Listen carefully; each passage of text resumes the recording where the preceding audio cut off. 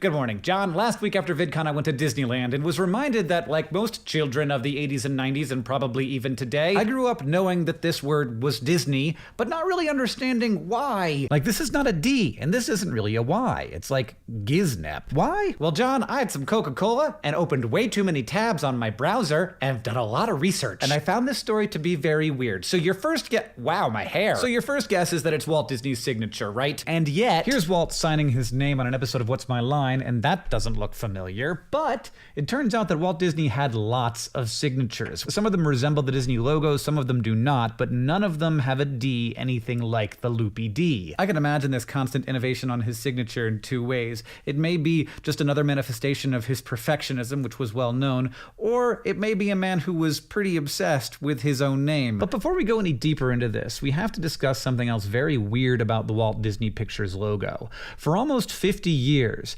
there wasn't one. Every movie had a different treatment for the title card. There was a Disney signature that, with slight variations, showed up repeatedly, originally not as a logo, but as a signature after a statement thanking the staff in 1937's Snow White and the Seven Dwarfs. That signature was last used as a title card in The Rescuers in 1977, but it was never identical to a previous usage, making it decidedly not a logo. The graphic design nerd in me feels like this must be an intentional choice because it was very contrary to how every other movie studio was doing things. It's almost as if Walt and the Walt Disney Company wanted there to be a perception that this was a person presenting it rather than a corporation. So the name is the brand, not the branding. Here is a man you can trust to make children's content. Savvy. After The Rescuers, The Fox and the Hound used a nondescript serif font, almost like a palette cleanser, before 1985's The Black Cauldron launched with the now familiar Loopy D. This was 1 year into Michael Eisner taking over as CEO and becoming the first person to run Disney who was not a Disney family member.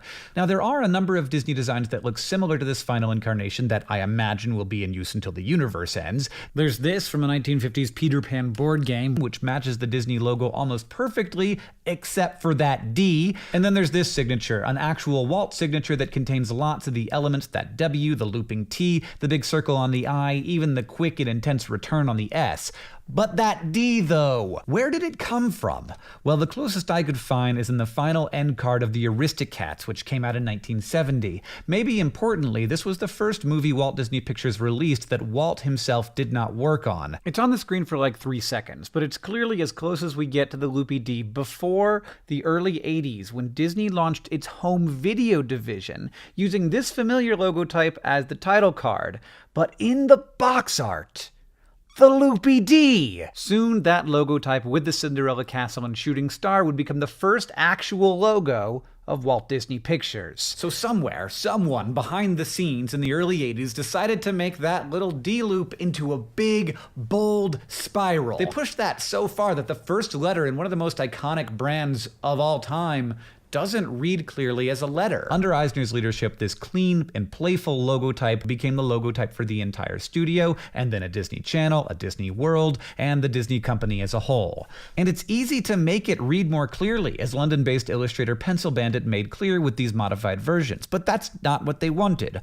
Almost all of this logotype was taken directly from one of Walt's many signatures, except for its most bold, iconic, and confusing choice. But because Disney is all about magic, and magic can be lost when you find out how it's done, we probably will never find out how this happened or who did it. And maybe that's for the best. John, I'll see you on Tuesday.